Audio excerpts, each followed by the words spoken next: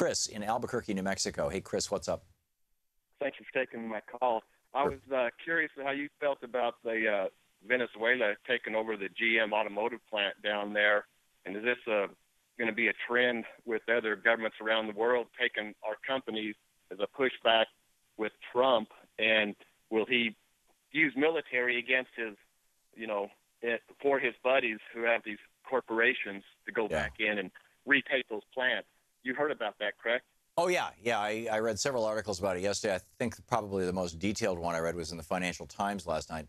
Um, I'm not an expert on the area. And in fact, I sent a note to Sean and Louise saying, maybe we could get Mark Weisbrot on the radio station because he's a real expert on Latin America and he's an economist, Center for Economic and Policy Research, CEPR.net, I think it is, and maybe .org.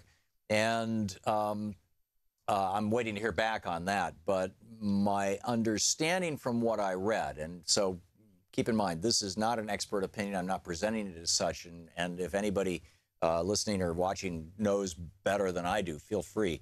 But basically the running battle that's been going on in Venezuela since the beginning of the Chavez so-called revolution has been between the very, very wealthy, the oligarchs of Venezuela, who have historically ruled and controlled the country, and the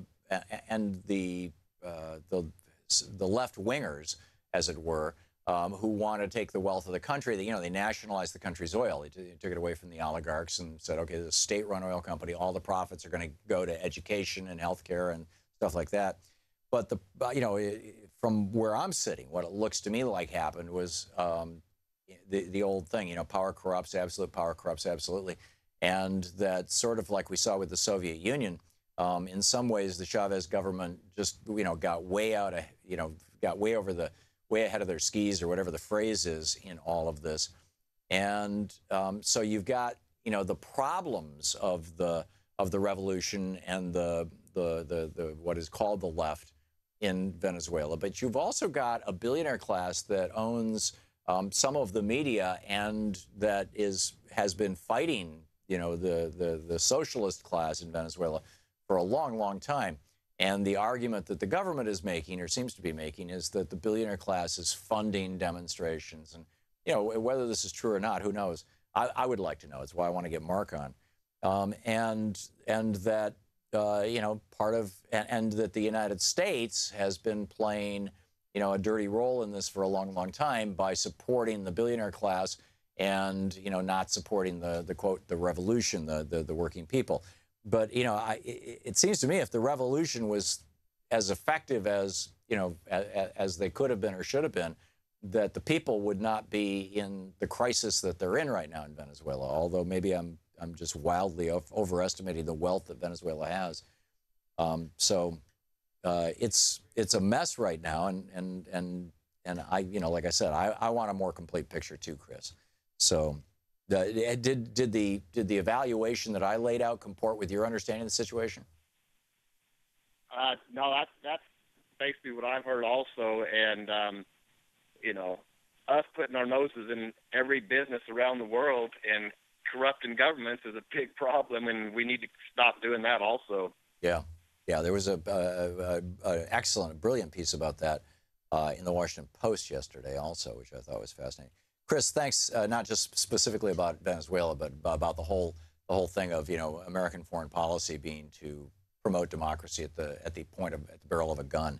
Chris, thanks for the call. Which reminds me, of this. In fact, I wrote a chapter about this in one of my books. It's in Rebooting the American Dream, and it's called "They Will Steal It," and it's about foreign policy, and it's telling the story of one time Dick Gregory and I were flying across the Atlantic to Uganda. Ultimately, we were flying to Kenya to then pick up a plane to Uganda. This was in like 1979, I think. And we were just sitting on the plane talking, and he said, "You know what I get, and I'm paraphrasing here, but I think I got it pretty close. He says, "You know what amazes me about American foreign policy is that we think that we can run around the world and force our way of life down the throats of other people at the point of a barrel of a gun." And I said, "Yeah, it seems that way." And he said, "We don't need to do that." He said, "When you've got something good, you don't have to force it on people. They will steal it."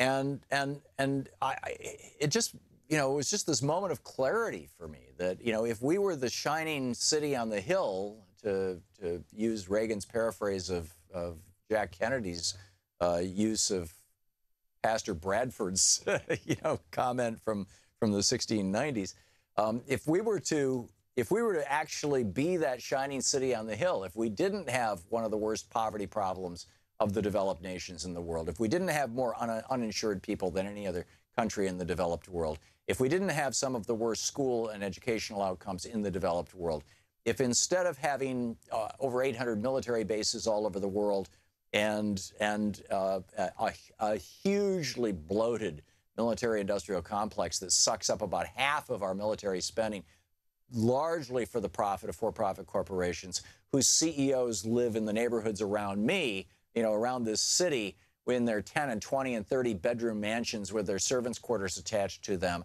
And, Thomas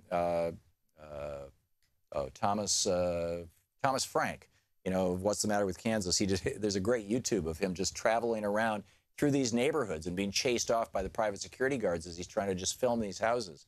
If we didn't have that, we could have better schools. We could be that shining city on the hill. And if we were that shining city on the hill, then more countries would say, we want to be like the United States. I think people admire our affluence, but I think increasingly they're not admiring our greed, or at least the greed of our ruling class and our in some ways, cultural elites, at least the right wing, the conservative cultural elites. So, we need to work on making America so good that people want to steal it, right? That they want to emulate us. You're listening to Thom Hartmann. Visit thomhartmann.com for audio and video archives. And you really can't shove your way of life down other people's throats at the barrel of a gun. We objected to that in 1776. It was what that revolution was all about.